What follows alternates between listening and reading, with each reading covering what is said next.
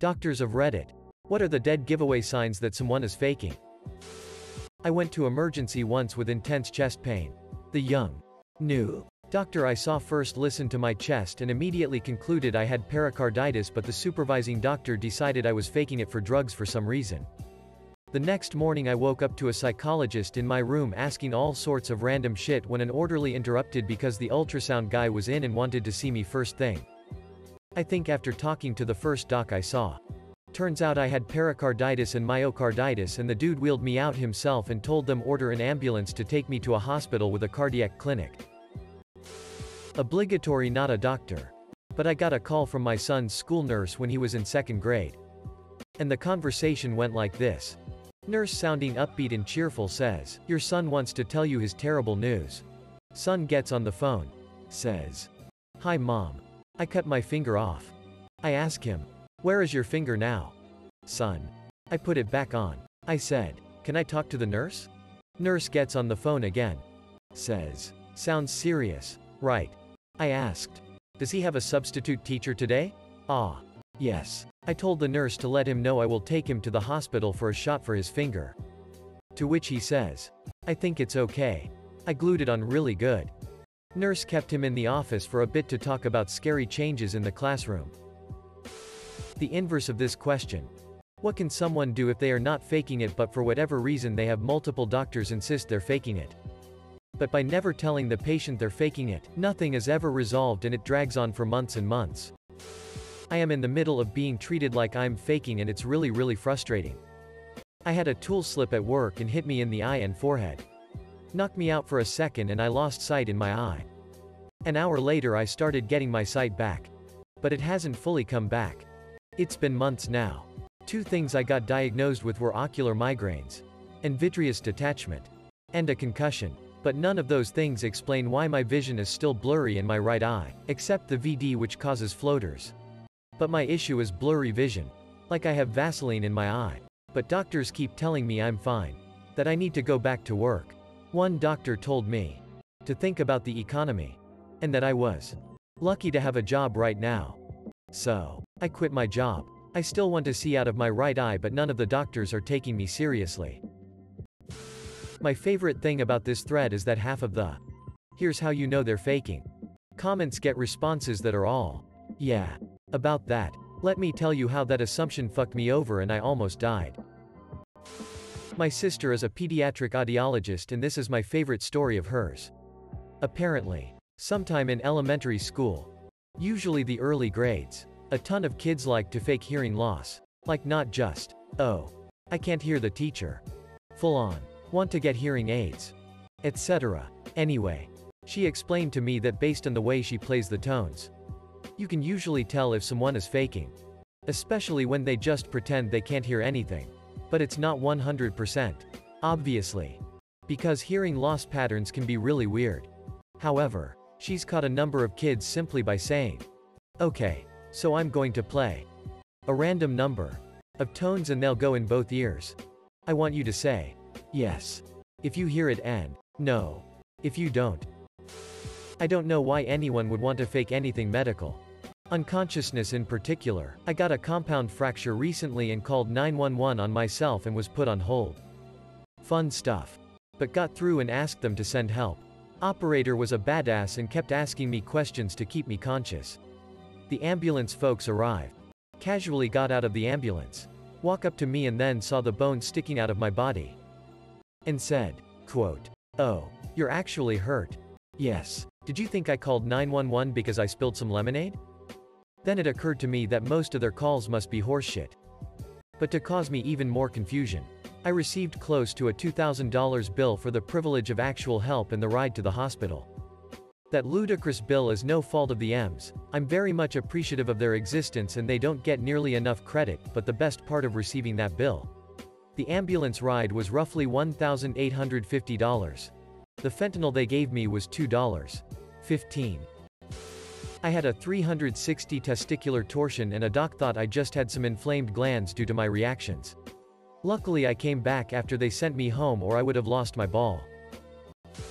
I'm a nurse on a floor that deals with a lot of chronic and acute pain patients. Most recent instance was this lady from a few weeks ago that was apparently splitting the oxycodone we were giving her in half in her mouth, and then when the nurses' backs were turned, she would stuff it in a pill jar. A night nurse caught her in the act and all of her shit had to be searched. We found 20 half tablets of oxycodone she had been stashing. She told us that she was saving them for her family in case they need them because it's just so hard to get an oxycodone prescription these days. I had her a few days after that, and she was having some abdominal pain. Stat X-ray showed only gas. She just really needed to fart, but she was screaming, claiming it was a 10, and making a huge fucking scene. She demanded Dilaudid through her IV, and she wanted it to be pushed fast. Huge red flag right there. She wanted the high, not the relief. Doc straight up said he wouldn't give her Dilaudid because she was already on so many opiates. She then demanded lorazepam. Still through her IV, of course. Doc was like, fine, whatever, just one time and only a low-end dose. I was flushing her IV with normal saline first, to make sure her IV was patent. And she leans back and is like, ooh, that's so much better already. Hadn't even given her the lorazepam yet. SMDH. When I had a stroke 10 months ago, my biggest fear was I was somehow faking it and the ambulance ride was a sham, and why was I doing it? No, it turns out I was having a stroke.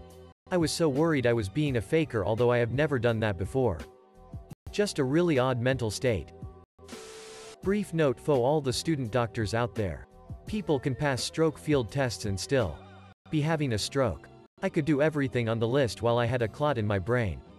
Verified by CT and MRI. Except I couldn't stop vomiting. Good times. Be aware sometimes shit doesn't look like you think it should. I have the reverse. My back went out. Extreme sciatica pain. Like being struck by lightning constantly. Couldn't move for days.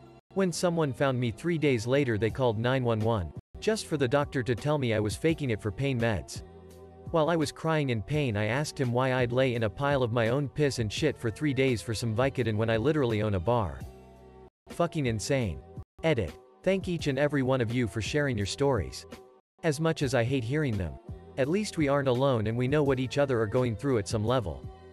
Actually, I feel much less alone in the world right now.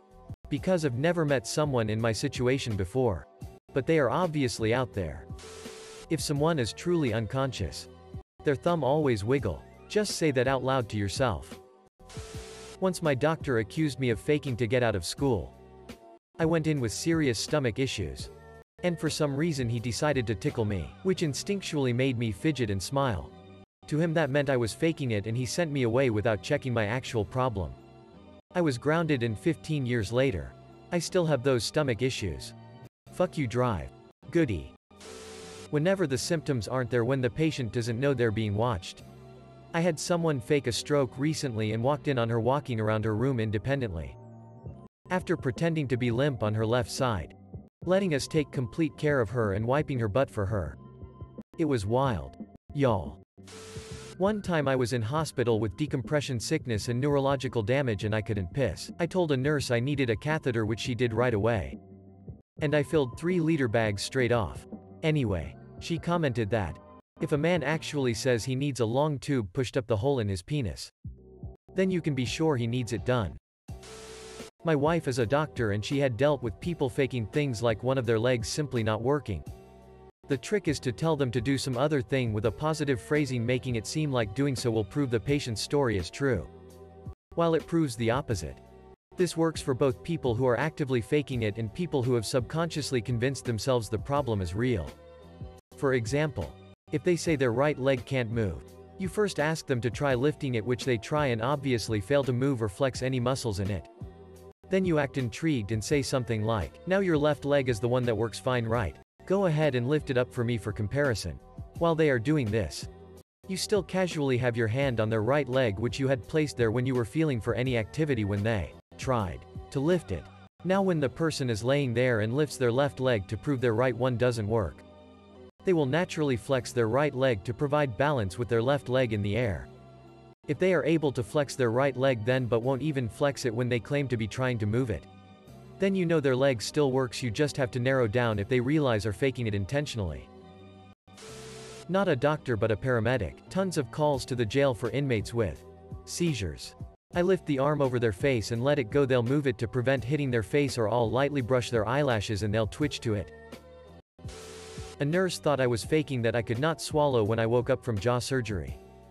When I came out of the surgery and was panicking, telling them I couldn't swallow my own saliva, the nurse just told me, "Yes, you can. This surgery wouldn't have anything to do with your ability to swallow." I could also barely speak and started crying and pleading with her to believe me. I ended up having cranial nerve damage that paralyzed half of my tongue, trachea, esophagus, and vocal cords. It took 8 months to heal. I drank thickened water, which is as gross as it sounds. For 8 months. Having a healthcare professional not believe you during trauma is absolutely scarring. Edit. Clarified that the nurse was the only one not believing me. My surgeon absolutely did. It was scary though, because he actually looked frightened when he finally came in to examine me. Like he had never seen this before. Second edit. Answering some questions. 1. Surgeon did believe me, and the conclusion they ended up coming up for the cause was that my nerves must have shut off protectively due to the pressure of the laryngoscope during intubation. 2. We did see a lawyer. But they said it's very hard to pursue legal action in malpractice cases because it's very hard to prove. But regardless, if I recovered, which I did, there is no case. 3. Yes. I realize this doesn't answer the ops question. Just saying that maybe health professionals should be careful when trying to discern if someone is faking it. If they're not, it can be extremely traumatic. 4. Surgery was for an ossifying fibroma in my lower jaw. Had 4 teeth removed and a portion of my jawbone. 5. Thickened water is water with a thickening agent added, usually xanthan gum. When you have damage to those throat muscles, thin liquids are actually the hardest to swallow. I think mostly due to muscle reaction time. My go-to was thick and easy nectar thickness lemon water.